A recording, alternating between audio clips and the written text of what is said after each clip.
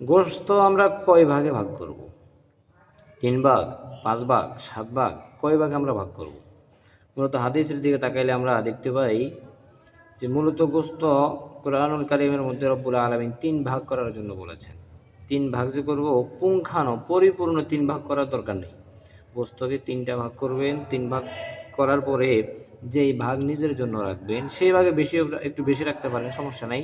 বাকি 3টা ভাগ করে 1 ভাগ ইয়েতিম মিসকিন অসহায় যারা আছে তাদের মাঝে বন্টন করে দিবেন, আরেকটি ভাগ যারা নিজের আত্মীয় স্বজন আছে তাদের মাঝে বন্টন করে দিবেন, আর 1 ভাগ নিজের জন্য রাখবেন। এখন কোরআনুল কারীমে আল্লাহ তাআলা বলেছেন 3টা ভাগ করার জন্য কোরবানি গোশতকে। 3টা ভাগের ভিতরে যদি পরিপূর্ণ স্কেল দিয়ে আপনি ভাগ নাও করতে পারেন তাতে কোনো সমস্যা নাই।